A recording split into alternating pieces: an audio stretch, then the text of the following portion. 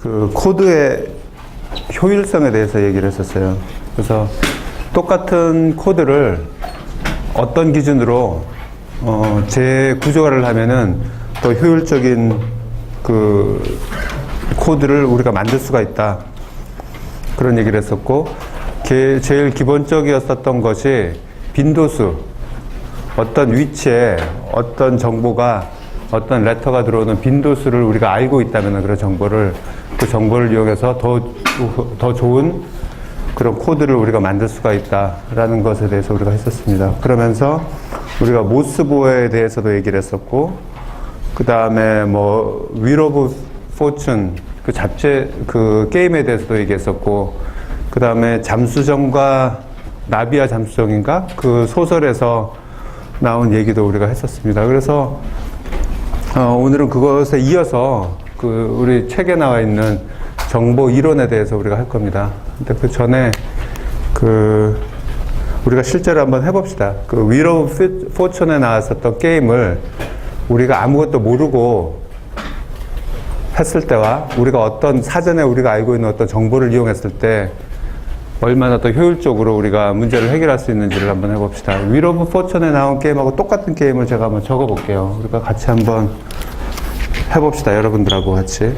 그 게임은 그 지난 시간에도 얘기한 것처럼 우리가 어떤 스펠을 얘기를 하면요, 그 스펠을 여기다 적는 거예요. 그 스펠이 여기에 만약에 있다면은, 그래서 빈칸에는 또 무슨 스펠이 나올까 그걸 또 불러주고 하는 거거든요. 여기에는 우리가 잘 아는 문장이 있어요. 문장이 지금 아무것도 정보가 없잖아요. 우리가 아는 정보가 없을 때는 이것에 대한 uncertainty가 굉장히 높죠. uncertainty를 계산하면은 사실 여기에 A가 올지 B가 올지 아무것도 모르잖아요. 그럼 26개잖아요. 그죠? 그럼 26개면은 지난 시간에 그 잠깐 얘기했었는데 정보 이론에 대해서 26개 중에 어느 거가 올지를 모르는 상황이기 때문에 uncertainty, 불확실성이 굉장히 높죠. 로그 26이 되는 거죠. 로그 2의 26이. 근데 우리가 지난 시간에 얘기한 것처럼 만약에 2가 올 가능성이 제일 높다. 스펠이 빈도수가 그렇게 다르기 때문에 그럼 그 빈도수에 따라서 그 uncertainty는 확실히 줄어들 수가 있어요. 다시 얘기하면은 그 잠수정과 나비라는 그 소설책에서 그 사람이 누워있을 때 눈만 깜빡일 수 있을 때 그 GP를 도와주는 사람이 A, B, C부터 하나하나 불렀을 때 그 사람이 맞는 스펠이 나오면은 눈을 깜빡인다고 그랬잖아요. 자, 그렇게 한다고 생각을 해봅시다. 우리가 아무 정보가 없이 무조건 A, B, C, D 순서대로 해가지고 쟤까지 차례대로 불렀을 때 여기에 탁탁 나온다고 생각을 해봅시다. 그랬을 때하고 우리가 어떤 정보를 알고 있을 때 어떤 차이가 있는지를 우리가 한번 비교를 해봅시다. 지금 요걸 통해가지고. 자, 그러면은 게임을 한번 먼저 해봅시다. 게임을. 여러분들이 어떤 스펠을 얘기하면은 그 스펠이 여기 있으면 내가 적을게요. 그러면서 여러분들이 이 문장을 먼저 알아맞히면 되는 거예요. 문장을. 몇 개의 스펠 가지고도 내가 문장을 알아맞힐 수가 있다. 그러면은. 그리고 몇 번 만에 우리가 맞추는지를 한번 보도록 합시다. 자, 시작합시다. 누가 한번 스펠을 먼저 얘기해보세요. 얘기해보세요. 2가 제일 많이 나오니까 2부터 시작을 해봅시다. 2. 이거 봐야 돼, 이거를. 2가 세 번째 나와요, 세 번째. 2. 네 번째 나오고, 네 번째 나옵니다. T요? T. T.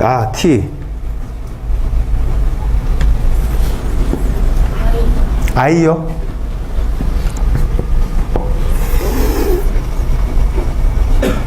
땡. I는 없어요. S요?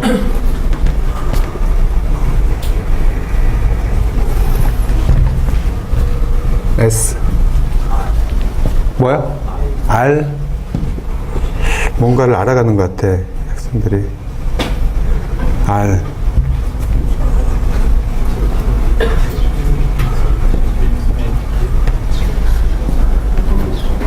누가 알아냈어요? 네. 네. Dreams come true. 이게 그 Wheel of Fortune 게임이에요. 이 게임이. 그러면 우리가 하나, 둘, 셋, 넷, 5번 만에 우리가 이제 알아냈잖아요. 그죠? 5번 만에. 근데 만약에 우리가 A, B, C, D를 그냥 아무것도 없이 기계처럼 불러가지고 거기에 나와 있는 거가 맞는다고 생각을 해봅시다. 그럼 최악의 경우 몇 번만 알아맞힐 수 있을까요? 최악의 경우 26번이죠. A에서부터 Z까지 찾아오도록 불러주기만 하면은 다 들어가겠죠. 어딘가에, 그죠? 그 다음에 최악의 반대말이 뭐죠? 최선의 경우는 몇 번 만에 될까요? 한 번 만에. 그죠? 전부 A인 경우가 있을 수 있잖아요. 그죠? 한 번 만에. 그러면 평균은 몇 번 만에 우리가 맞춘다고 가정을 할 수 있을까요? 최악의 25번. 아, 25번이에요? 하나 남기면 그 하나 먼저고요. 아, 그럴 수도 있겠네요. 그죠? 25번이라고 할 수 있고. 그다음 평균은 요거 중간이니까 13번 정도 되겠죠. 그죠? 이 가정은, 평균이 13번이라는 가정은 뭐냐면요. A에서부터 Z까지가 발생할 확률이 똑같다라는 가정이에요. 똑같다라는 가정이에요. 근데 다르잖아요. J나 Q는 거의 나올 확률이 없거든요. E는 제일 높고요. 그죠? 그래서 그 정보가 이제 다르게 하는 거죠. 우리가 여러분들이 너무 빨리 맞춰서 하나만 더 해봅시다. 자, 하나, 둘, 셋, 넷, 다섯, 6번 만에 맞췄고, 이번에는, 예, 한번 또 다시 시작을 해봅시다. 자, 시작을 해보세요. 2. 그쵸. 2는 항상 처음 나와야 돼요. 2는 무조건 2를 놔야 돼요. 2. 아, 2가 많이 있네. 2. 네. A.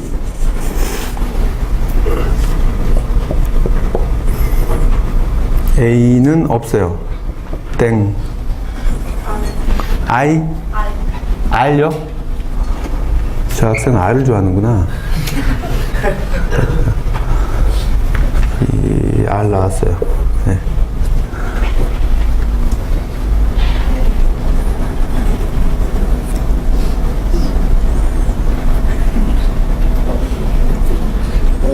오? 오 있어요. 오 있어요.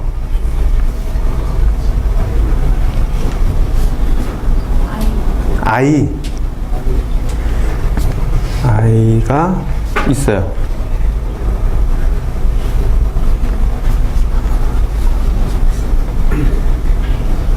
아, R이 하나 또 있었어요. 미안. R이 하나 또 있었어요. 위로 푸천 그 사진 보면은 사회자가 한 명 있고 보조 여자가 한 명 있거든요. 그 보조 여자가 굉장히 유명해요. 왜 그러냐면 그 여자가 하는 일은 옆에 서 있다가 누가 이렇게 R 이렇게 부르잖아요. 그럼 지나가면서 여러분들을 보면서 탁탁 찍어요. 그럼 거기가 불이 탁탁 들어오면서 R이 들어오거든요. 그죠? 또 뭐 다른 거를 또 얘기하면은 여러분들 웃으면서 지나가면서 탁탁탁탁 이렇게 하면은 그 위치를 정확하게 그 스펠이 나오게 찍어요. 근데 프로를 하는 동안에 말을 한마디도 안 해요. 웃기만 하고. 그래서 그 여자가 굉장히 유명해졌어요. 그 다음에 지금도 그 여자가 하고 있어요. 몇십 년이 흘렀지만. 요새는 말을 조금 해요. 나와가지고 같이 옆에서. 처음에는, 그래서 이거를 정확하게 아는 것도 그 쉬운 일은 아니죠. 자, 그 다음 스펠 한번 얘기해 보세요.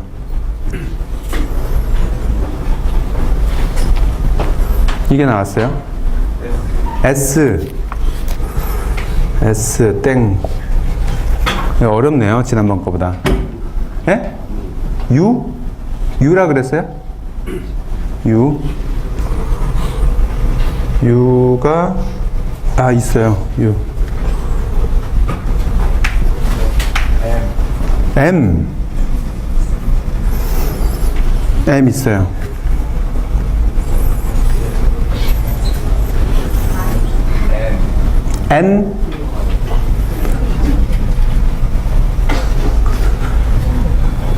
N 있어요.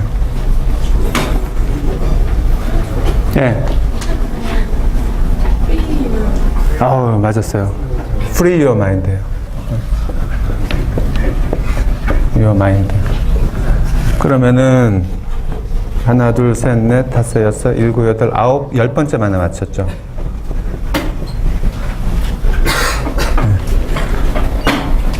평균하고 거의 근접하네요. 그죠? 13번 하고. 근접은 해도 아까와 같은 경우는 우리가 이제 이미 알고 있는 정보가 있기 때문에 그거를 이렇게 계속 반영을 해가지고 5번 만에 맞췄죠. 그죠?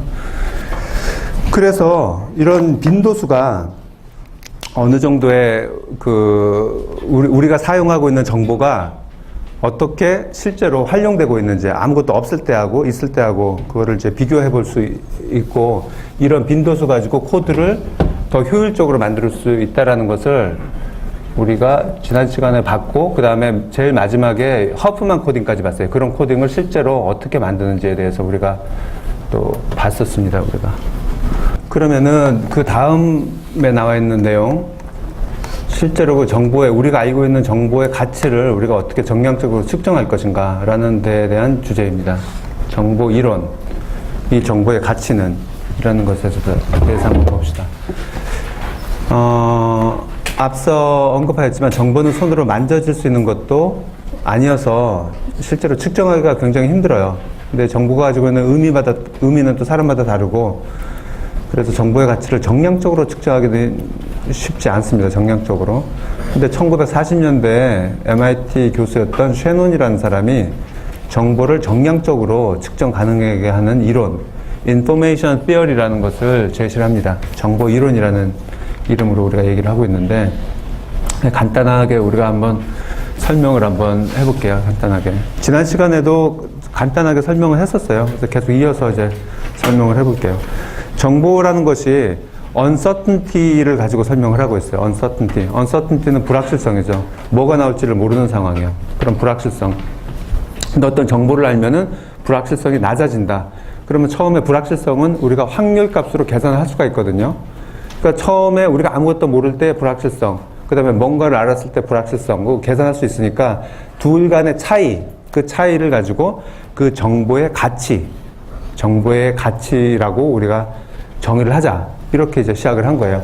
그러면 불확실성이라는 것에 대해서 우리가 한번 생각을 다시 봅시다. 불확실성을 어떻게 계산하는지. 처음에 아까 Wheel of Fortune 게임에서 어떤 칸이 하나 나왔을 때 이 칸에 뭐가 올지를 우리가 전혀 모를 때 A에서부터 Z까지가 똑같은 확률로 나온다고 가정을 할 때 뭐가 나올지 모르잖아요. 더 간단하게 얘기하면은 내가 동전을 하나 플립을 했을 때 이게 앞면이 나올까요? 뒷면이 나올까요? 앞면과 뒷면이 나올 확률이 똑같잖아요. 뭐가 나올지 모르잖아요. 난 아무것도 몰라요. 물론 둘 중에 하나겠죠. 앞면과 뒷면 중에 하나겠죠. 그거밖에 내가 모르는 거예요. 그죠? 불확실성이 최고로 높은 상태예요. 그럼 그 불확실성은 어떻게 계산하느냐? 셰논은 로그 베이스 2를 사용했어요. 로그 베이스 2. 그럼 로그 베이스 2에 앞면이냐 뒷면이나 둘 중에 하나잖아요.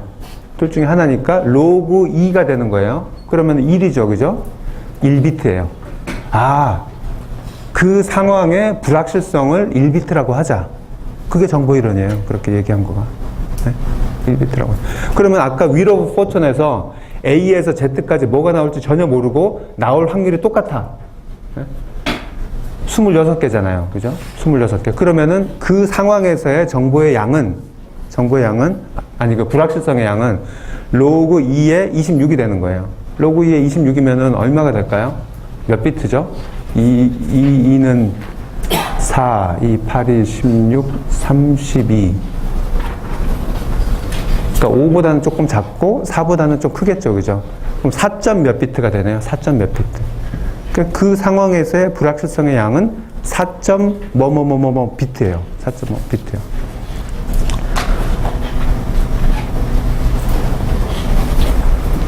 자, 그러면은 그 상황에서 우리가 뭔가를 조금 알아냈다. 뭔가를 아까 동전 가지고 얘기를 해보면은 동전의 앞면에 자석에 붙어 있어서 동전의 앞면이 나올 확률이 더 높아요. 라고 누가 어떤 정보를 주잖아요. 그렇게 해서 실제로 나온 결과를 보니까 앞면이 나올 확률이 한 70%고 뒷면이 나올 확률이 30%다. 그럼 그 상황에서는 불확실성의 양이 줄어들었잖아요. 전혀 모르는 상황에서 불확실성의 양이 줄어들었잖아요. 그러면은 그 자석에 붙어 있다라는 정보가 가지고 있는 그 가치는 처음에 아무것도 몰랐을 때 불확실성 빼기 뭔가를 알았을 때 불확실성의 양의 차이예요. 차이. 다시 얘기하면은 아까 그 Wheel of Fortune에서 26개가 뭐가 나올지를 다 똑같은 상황이라고 하면은 4점 몇 비트였는데 2가 나올 확률이 더 높고 뭐가 나올 확률이 더 낮고 그걸 가지고 계산하면서 우리가 금방 알아맞혔잖아요. 금방 알아맞혔잖아요. 그랬을 때 불확실성의 양, 그 차이가 우리가 알고 있는, 그 빈도에 대해서 알고 있는 정보의 가치다. 이렇게 얘기할 수가 있어요. 자, 그렇게 생각을 하고 한번 내용을 보도록 합시다. 그래서 동전 얘기가 조금 전에 한 얘기가 여기 나옵니다. 불확실성이 제일 높죠. 앞면이 나올지 뒷면이 나올지 똑같습니다. 앞면에 무거운 특수 자석을 붙여 놓아서 이런 정보가 나와서 앞면이 나올 확률이 20%, 뒷면이 나올 확률이 80%라 그러면 불확실성은 그만큼 줄어드는 거고, 만약에 나올 확률이 0%와 100%라고 하면은 불확실성은 0이 되는 거죠. 100% 맞잖아요. 100% 이것만 나오잖아요. 불확실성이 제로가 되는 거예요. 그래서 그 정보의 가치는 그 정보가 없었을 때의 불확실성과 그 정보가 들어온 후의 불확실성의 차이를 가지고 측정을 하면 되겠다. 그런 생각을 하는 거죠. 그래서 아까도 얘기한 것처럼 그것을 베이스가 2인 로그를 사용합니다. 그래서 아까 얘기한 것처럼 만약에 두 가지라고 하면은 1비트가 되는 거고요. 앞면 아니면 뒷면. 그럼 로그 2에 2가 되니까, 만약에 그것이 네 가지라고 하면은 네 가지 중에 뭐가 나올지 모른다고 하고 그 네 가지의 심볼이 확률이 다 똑같다고 하면은 로그 4가 되는 거죠. 그러면 2비트가 되는 거고요. 8면체 주사위라고 하면은 8가지니까 8가지 중에서 뭐가 나올지 모르니까 3비트가 되는 거고, 아까 24 영어 스펠이 26개 그러면은 4점 몇 비트가 되는 거고, 이제 그렇게 되는 겁니다. 이제 최고의 불확실성이에요. 언서튼티가. 그래서 나올 수 있는 심볼의 수가 많아질수록 언서튼티는 증가하죠. 앞면이 나올지 뒷면이 나올지 두 가지 중에서 하나 선택하라 그러면 그나마 나은데 8가지 중에서 하나 선택하라 그러면 혼란스럽죠. 뭐가 나올지 모르니까. 불확실성이 굉장히 높아지는 겁니다. 자, 여기까지는 이제 여러분들 다 이해를 했을 겁니다. 이제 문제는 그럼 각각의 심볼이 나올 수 있는 확률이 서로 같지 않고 각각 다른 경우, 영어 스펠에서처럼 2가 더 많이 나오겠다. 그러면은 그것의 불확실성은 뭘까? 그 상태에서의 그것에 대해서 이제 한번 보도록 합시다. 자, 아까와 같은 상황을 이제 다시 정의를 이제 내려봅시다. uncertainty는 로그 m이라고 정의하고, m은 심볼의 개수예요. 앞면, 뒷면 두 개. 그 다음에 사각형이면은 4개잖아요. 그죠? 그 심볼의 개수. 그 다음에 그 각각의 심볼이 나올 확률이 똑같다라고 가정을 하는 거예요. 일단 아까 얘기한 것처럼. 그렇게 되면 로그 m은 어떻게 우리가 얘기를 할 수가 있냐면은, 여러분들이 잘 안 보이죠? 이게. 로그 m은 여러분들 고등학교 때 배운 것처럼 마이너스 로그 n분의 1이잖아요. 그죠? 그죠? 마이너스가 앞으로 오고. 근데 n분의 1이라는 거는 그 확률이에요. 그 심볼이 나타날 확률이잖아요. 예를 들어서 네 가지 심볼 중에서 뭐가 나올지 모르는데 4분의 1이라고 하면은 각각이 나올 수 있는 확률이잖아요. 그래서 그 확률을 P라고 우리가, n분의 1을 P라고 우리가 정의를 하면은 마이너스 로그 2의 P라고 얘기를 할 수가 있어요. 마이너스 2의 마이너스 로그 P. 마이너스 로그 P. P는 확률이고, 그 심볼이 나타나는 확률이고요. 이제 여기까지 했으면 이제 거의 이제 된 거예요. 여기서는. 예를 들어서 동전의 경우에 m이 2이기 때문에, 심볼이 2개이기 때문에 로그 2는 1이고, 그리고 각각의 심볼이 각각 다 똑같이 50%씩이기 때문에 2분의 1인 거죠. 그죠?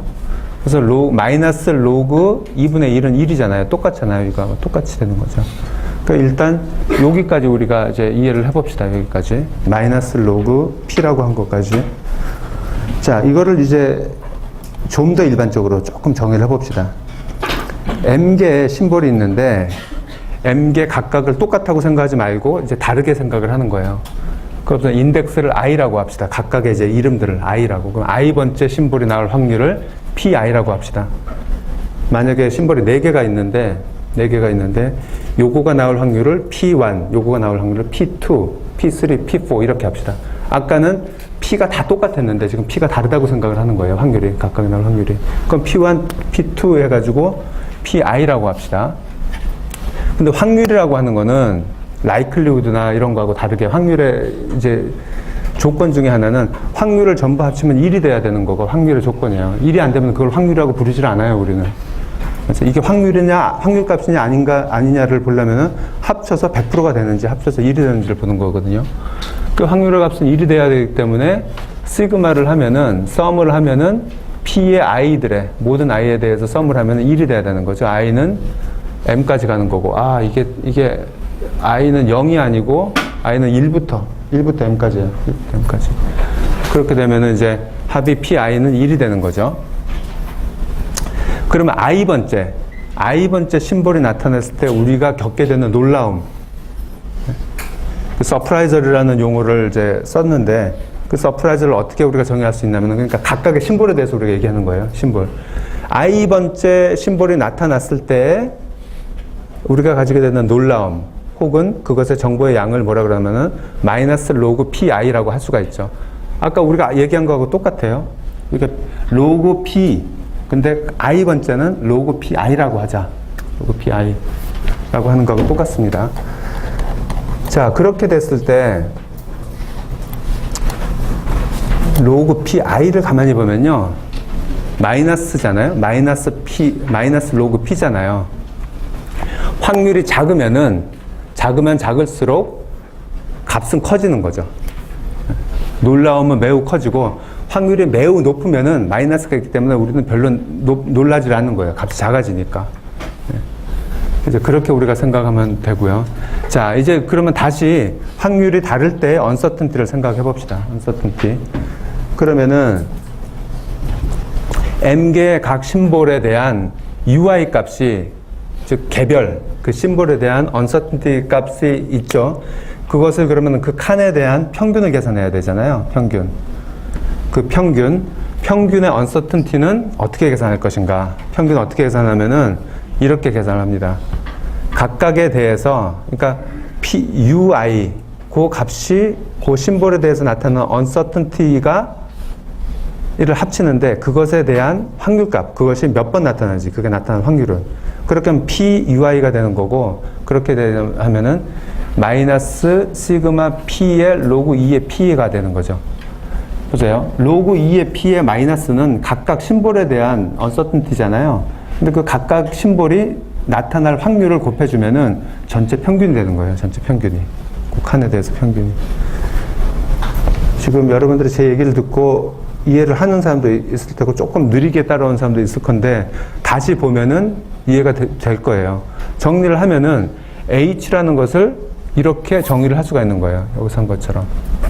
그리고 이 H를 뭐라 그러냐면은 우리가 엔트로피라는 용어를 써요. 엔트로피. 엔트로피 들어봤죠? 그죠? 혼란성. 엔트로피. 이게 엔트로피예요. 어떤 그 포지션에서의 엔트로피예요. 다시 얘기하면은 아까 우리가 윌 오브 포천에서 한 칸에 저기에 A가 들어올까 B가 들어올까 모르고 있는 그 혼란성 있잖아요. 그 혼란성을 수치값으로 우리가 표현을 할 수가 있어요. 수치값으로. 혼란스럽잖아요. 뭐가 들어올지. 여러분 머릿속에서, 그죠? 어떤 정보는 있지만은 그것을 우리가 뭐라 그러냐면은 엔트로피라고 그래요. 엔트로피는 혼란을 얘기하는 거거든요. 그럼 혼란을 낮춰야 되잖아요. 엔트로피를 낮춰야 된다. 낮추는 것은 어떤 정보가 들어와야지 낮추는 거고, 어떤 아무 정보도 없으면 엔트로피는 최고의 엔트로피를 가지게 되는 것이 아까 얘기한 것처럼 모든 것들이 똑같은 확률을 가질 때, 뭐가 나올지 모를 때. 근데 우리가 2가 나올 거라는 것을 조금 알면은 엔트로피가 조금 낮아지는 거죠. 조금 낮아지고. 그리고 아까 저 학생이, 어떤 학생이, 그 맞춘 학생이 한 것처럼 주변에 있는 스펠을 보고, 문장을 생각해보고 여기에 뭐가 나올 것이다 라고 생각을 하는 그 정보, 주변의 것까지 같은 정보를 생각을 하면은 더 낮아지는 거죠, 엔트로피가. 그죠? 그래서 이것을 정보의 엔트로피라고 얘기를 해요. 정보의 엔트로피. 자, 이제 예를 한번 봅시다. 실제 예를요. 자, 아까 윌 오브 포춘의 예를 가지고 한번 생각을 해봅시다. A, B, C, D 4개의 심볼이 있다고 가정을 해봅시다. 네, 아까 26개가 아니고 간단하게 하고서 4개의 심볼만 했어요. A, B, C, D. 근데 전체 A, B, C, D가 어떤 칸에 A, B, C, D 중에 하나가 이제 발생을 하는데 그 칸에 100번이 발생을 했어요. 그 빈도가 우리가 이제 관찰을 한 거죠. 관찰을 하니까 100번이 발생을 했어요. 근데 A가 60번, B가 20번, C가 10번, D가 10번 발생을 했어요. 그러면은 각각의 발생할 확률은 10분의 6, 10분의 2, 10분의 1, 10분의 1이잖아요. 그죠? 그러면은 요것에 대한 uncertainty는 각각에 대한 uncertainty를 구해서 그 칸에 대한 평균을 내면 되는 거거든요. 그러면 아까 H 값, 엔트로피에 그대로 계산하면은 마이너스,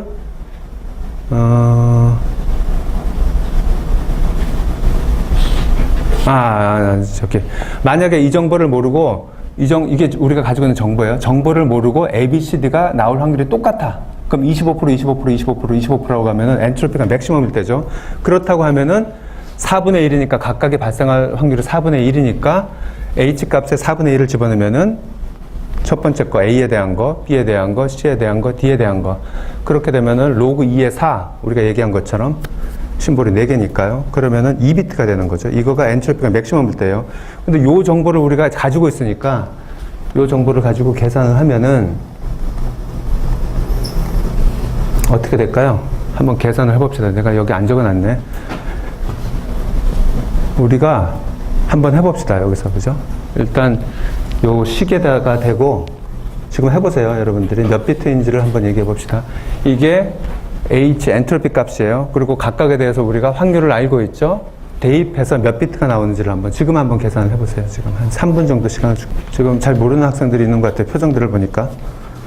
한번 같이 해봅시다. 그러면은. 자, 이게 둘, 셋, 4개잖아요. 4개 심볼의 이제 확률이잖아요. P1, P2, P3, P4예요. 잘 보여요, 여러분들? 일단 체크하고 비교를 해가면서 보세요. 그러면은 각각에 대한 U 값은 어떻게 돼 있냐면은 로그 2에 요것은 로그 2에 뭐예요? 10분의 6이고 그 다음에 로그 2에 10분의 2 로그 2에 10분의 1 마이너스 로그 10분의 1이에요. 각각에 대한 U 값이요. 그럼 이거에 대해서 평균을 내는 거잖아요. 평균을 내는 것은 뭐였어요? 요거가 나타날 확률을 곱해줘야 되는 거잖아요. 각각에 대한 U 값은 있는데 그 U 값이 몇 번 발생할지를 모르니까 똑같이 정해줄 수는 없잖아요. 그것이 나올 확률을 곱해줘야 되니까 전체 평균을 내기 위해서는 평균값 내는 거 우리가 계산할 때 일반적으로 그렇게 하잖아요. 그죠? 그래서 이것에 대한 평균값은 요게 10분의 6만큼 나타나니까 마이너스 10분의 6 로그 2의 10분의 6 두 번째 마이너스 10분의 2 로그 2의 10분의 2 마이너스 10분의 1에 로그 2의 10분의 1 마이너스 10분의 1 로그 2의 10분의 1 이거예요. 이것이 H 값이에요. H. 이것이 엔트로피고 아까 전혀 몰랐을 때 엔트로피가 제일 높았을 때가 2비트였잖아요. 이것은 낮아질 거예요. 그죠? 얼마 정도 낮아질런지는 계산을 해봐야 되는데 지금 계산하기가 조금 힘들죠. 지금 똑같은 것에 대한 연습을 한번 해봅시다. 자, 그 다음 얘가 나왔는데 요 경우를 한번 봅시다. DNA에 DNA 얘긴데요. DNA가 어떤 포지션이 있잖아요. DNA가 지금 몇 개죠? DNA가 길이가 30 기억이 안 나네. 하도 오래돼가지고. 근데 DNA가 쭉 있는데 각각의 칸에 올 수 있는 심볼이 ATCG 4개 중에 하나잖아요. ATCG 중에. 그 ATCG가 조합을 해서 단백질도 만들고 뭐 그러는 거죠. 그죠? 우리가 고등학교 때 배웠었던 생물을 이제 기억을 해보면은 ATC 중에 하나가 나와요. 근데 우리가 그런 유전체에서 제일 우리가 고민하는 것 중에 하나가 어떤 포지션에 어떤 심볼이 나오고 어떤 심볼이 ATC 중에서 어떤 심볼이 나왔을 때 어떤 유전병을 발생시킬 수도 있고 어떤 잘못된 것을 발생시킬 수도 있고 그래서 그 연구는 그 포지션에 어떤 심볼이 나올지를 보는 것이 굉장히 중요한 요소 중에 하나예요. 그걸 관찰을 해야 되거든요. 근데 A, C, G, T 중에 하나가 발생을 하죠. 근데 뭐가 나올지를 모르니까 만약에 우리가 그것을 관찰을 했어요. 관찰을. 우리가 ATC 중에 뭐가 나올지를 모른다고 하면은 아까 얘기한 것처럼 로그 2의 4니까 2비트의 언서튼티가 있는 거죠. 그 포지션 언서튼티가. 근데 관찰을 하니까 최근에 발생했었던 그 포지션에 발생했었던 심볼이 AC, AT, GAAC였단 말이에요. 포지션에. 그러면은 이 포지션이 가지는 uncertainty 엔트로피는 얼마가 될까? 얼마가 될까라는 거예요. 아, 여기서 계산을 다 해놨네. 네. 다시 한번 봅시다. 그러니까 계산해놨으니까 어차피. 그래서 각각의 그런 포지션에서 각각의 심볼의 발생과 확률을 계산하니까 우리가 이게 몇 개예요? 하나, 둘, 셋, 넷, 다섯, 여섯, 일곱, 여덟 개 중에서 A는 하나, 둘, 셋, 네 번 발생하죠. 8개 중에서 4개, 8분의 4예요. C는 하나, 둘, 8분의 2, T는 8분의 1, G도 8분의 1이에요. 네. 그래서 각각의 발생할 확률이 2분의 1, 4분의 1, 8분의 1, 8분의 1로 되죠. 그럼 H 값을 아까처럼 계산을 하면은 이렇게 되고, 그러면은 H는 값이 뭐가 되면 1.75비트가 되는 거예요. 그러면 이걸 몰랐을 때 아까 2비트였잖아요. 2비트에서 1.75비트로 낮아진 거예요. 언서튼티가. 누가 낮췄어요?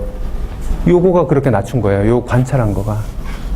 아무것도 모를 때 언서튼티가 2비트였는데 관찰을 해서 어떤 정보를 찾으니까 그 정보 때문에 1.75비트로 낮아진 거예요. 그러면 이 정보의 가치는 0.25비트의 가치를 가지고 있는 거죠. 0.25비트의 가치를. 이거는 굉장히 중요한 그 어떤 포인트예요. 정보 자체를 수치 값으로 계산을 할 수 있다는 거예요. 정보의 가치 자체를. 그래서 우리가 이번 수업 후반에도 많이 볼 거지만은, 요러한 가치가, 요러한 생각이 많은 알고리즘에서 사용이 되고 있어요. 우리가 가지고 있는 많은 알고리즘에서.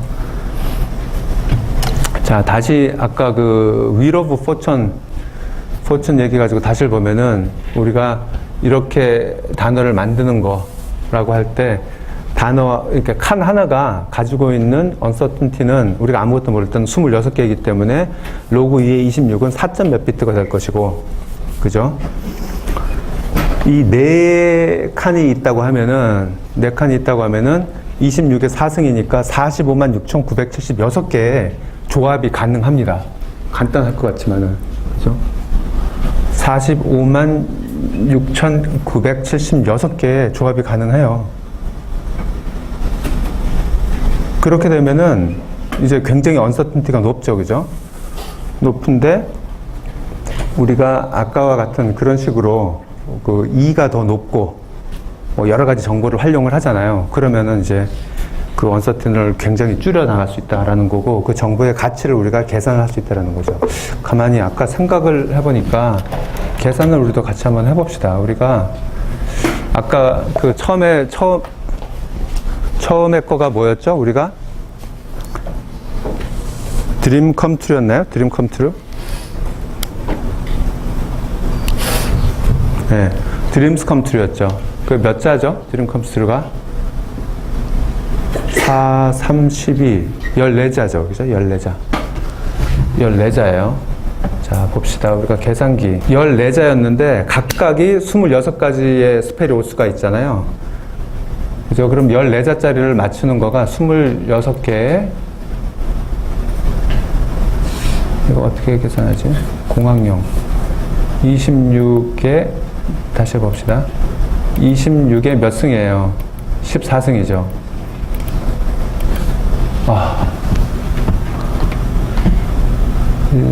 10, 100, 1000만, 10만, 100만, 1000만, 억, 10억, 100억, 1000억, 조, 10조, 100조, 1000조. 1000조 다음에 뭐죠? 경, 10경, 100경, 1000경. 경 다음에 뭐예요? 경 다음에 뭐예요? 하? 해? 100회.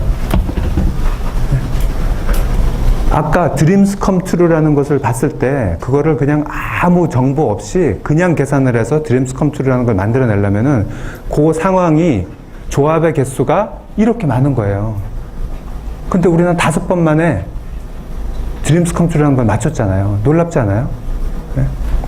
아무것도 없이 그냥 있는 데이터베이스에서 하나하나 찾아 나간다면은 저렇게 많은 것들 중에 하나고, 사실 이것을 우리가 1초에 1000개씩 처리를 하는 컴퓨터가 있다고 가정을 해봅시다. 이걸 나눠봅시다. 진짜 말 나온 김에.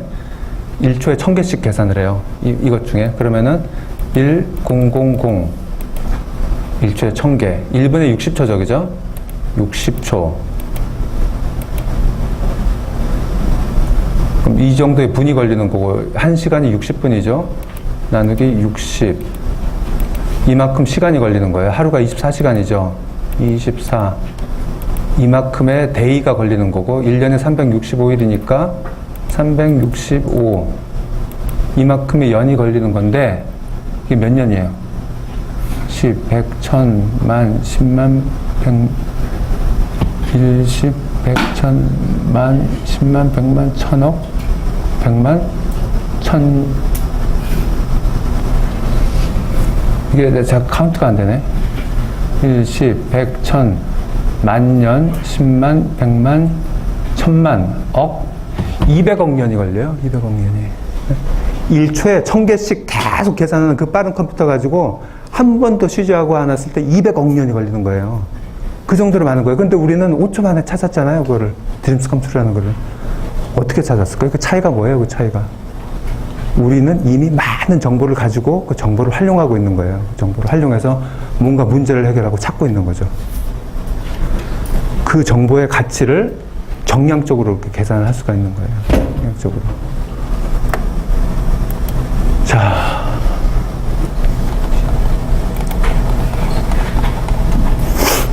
질문 있어요? 지금까지 한 것에 대해서? 자, 그러면은 다음으로 한번 넘어갑시다. 다음으로. 요거 디지털 정보 코딩 여기까지만 하고 수업을 끝내도록 할게요.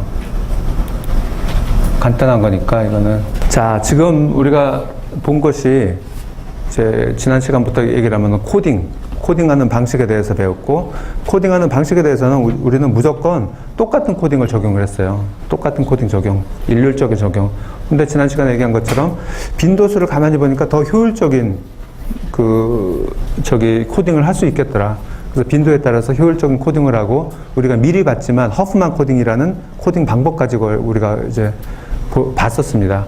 봤고, 오늘은 그러면은 각각의 그 빈도에 대해서 이제 코딩이 바뀌는데, 그 코딩의 가치는 어떤 가치를 계산하기 위해서 정보 이론이라는 것을 우리가 미리 봤어요. 미리 보고 나중에 우리가 다시 계산할 겁니다. 그 코딩이 가지고 있는 가치 자체를 한번 봤고, 지금 이제 할 내용은 이제 그러면은 그 디지털로 코딩하는 거가 우리가 모든 것들을 이제 코딩을 이제 해나갈 거거든요. 뭐 그림도 그렇고 이미지도 그렇고 말도 그렇고 이런 것들을 코딩을 해나가는데, 디지털 코딩에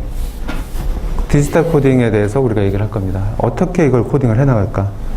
그리고 그것이 가지고 있는 의미는 무언가? 그런 것들에 대해서 우리가 마지막으로 읽고 수업을 끝내도록 할게요. 자, 우리가 앞서서 살펴본 코딩은 모든 코딩을 위한 도구, 즉 손가락이라든가 기호, 모스부호 같은 기호를 사용하는 것이었어요. 기호. 그렇죠?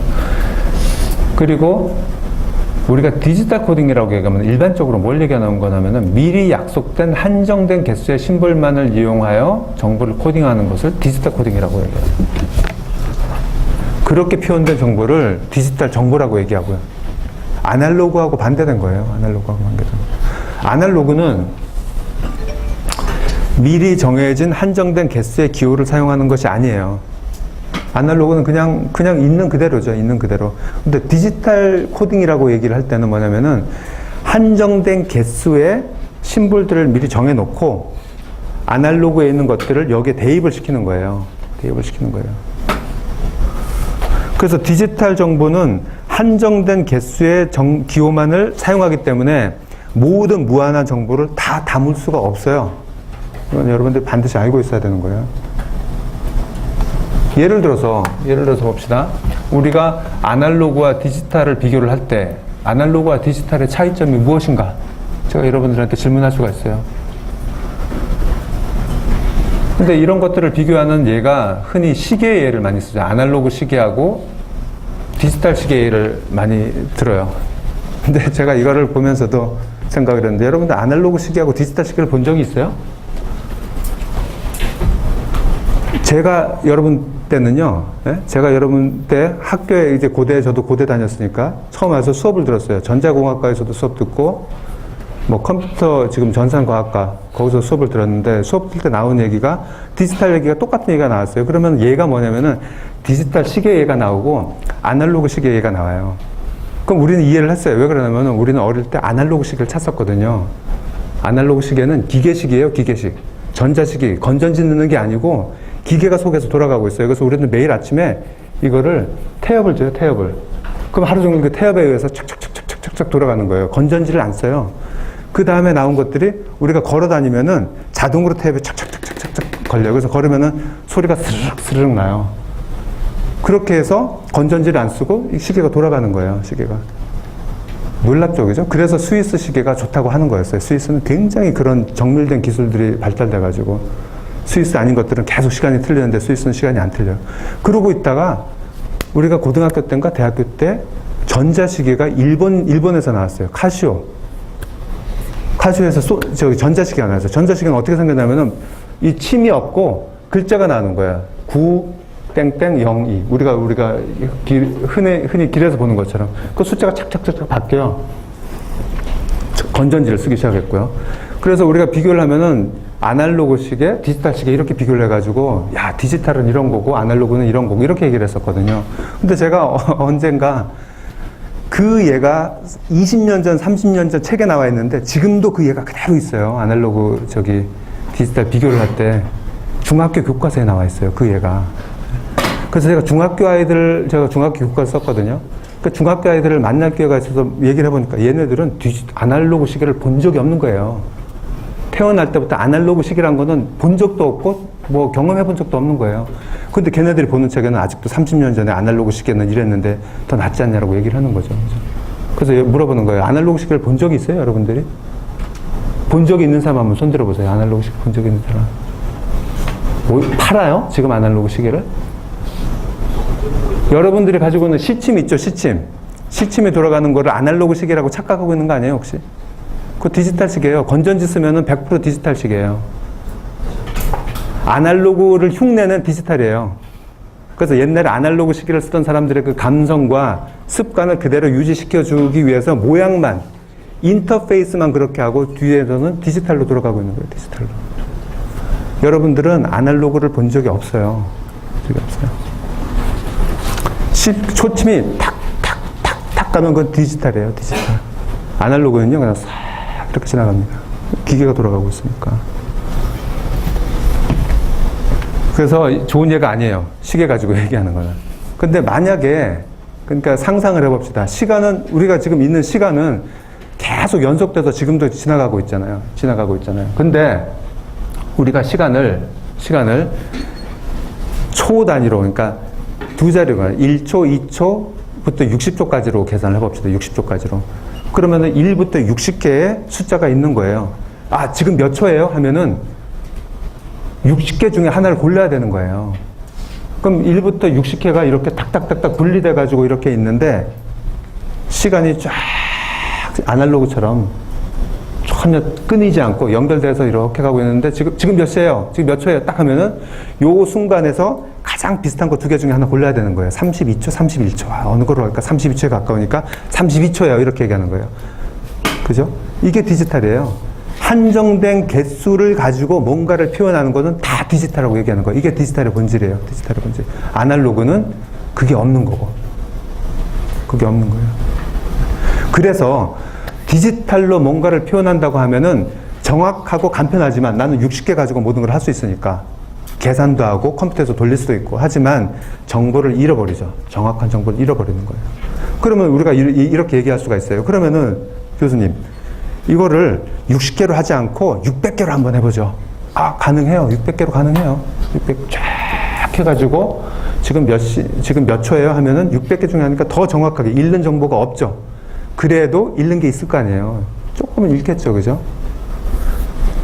근데 600개로 했기 때문에 그 읽는 것이 더 귀한 건지 더 나한테 가치가 있는 거지, 600개를 하느라고 더 힘들어지고 메모리도 더 차지하고 하는 것이 더 손해인지, 그거는 이제 트레이드 오프죠. 우리가 계산을 해서 우리가 하는 겁니다. CD, 그 다음에 MP, MPEG으로 우리가 음악을 듣잖아요. 그런 것도 다 마찬가지예요. 옛날 아날로그로 들었었던 것들을 한정된 개수의 심볼로 우리가 전환을 하는 거죠. 디지털 코딩하는 거. 자, 그 얘기가 지금 여기에 계속 나오는 겁니다. 네. 똑같은 정보입니다. 한번 읽어보세요. 이 예를요. 여기 또 다른 예가 제가 써 있는데, 예를 들어 우리는 미리 정해진 한정된 개수의 영문자 26개를 사용하여 영어 언어를 표현하고 있는데, 정확히 말하면 26개의 문자들의 조합으로 이루어진 단어들을 이용해서 영어 언어를 표현하고 있죠. 근데 우리 머릿속의 생각을 표현하는 거예요. 단어를 가지고 26개의 스펠을 가지고 우리 머릿속에 생각을 표현하는 거예요. 우리 머릿속의 생각은 디지털일까요? 아날로그일까요? 아날로그예요. 우리 머릿속의 생각은 그냥 무수하게 계속 아날로그예요. 계속 생각이 일어나고 있는 거죠. 근데 그거를 밖으로 표현해야 돼. 표현하는 방법은 한정돼 있어. 디지털로 표현하는 거예요. 그러다 보니까 많은 걸 잃어요. 내가 보세요. 가만 보세요. 여러 가지 생각을 해봅시다. 여러 가지 생각을. 영문자는 26개죠. 한글은 한 글자로 하는 게 1172가지라고 그랬잖아요. 11,110. 그러면은 단어는 어떻게 될까요? 만약에 세 글자가 모여진 단어라고 해봅시다. 세 글자가. 그럼 한 글자에 나올 수 있는 거가 11,172개예요. 그럼 세 글자로 만들 수 있는 단어의 개수는 몇 개일까요? 단어의 개수는. 우리가 만들 수 있는 단어의 개수는. 11,172 곱하기 11,172 곱하기 11,172. 11,172의 3승이에요. 그러면 단지 세 글자로 이루어진 단어인데 그 단어의 개수가 엄청나게 많은 거죠.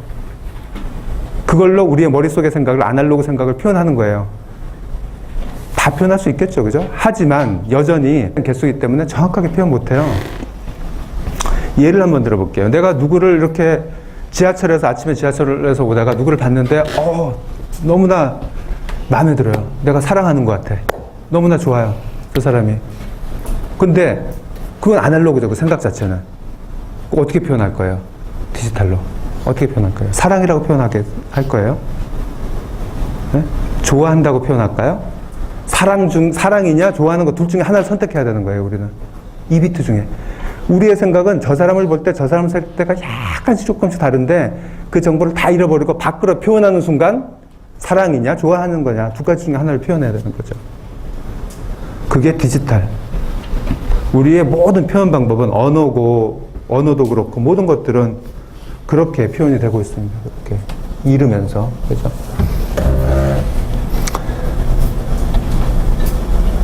사실 여기 읽어보세요. 우리 머릿속의 생각은 아날로그에 가까운데 그것을 제한된 개수의 단어들로만 표현하기 때문에 정확하게 표현하지 못하고 잃어버리게 되는 정보가 굉장히 많을 것이다.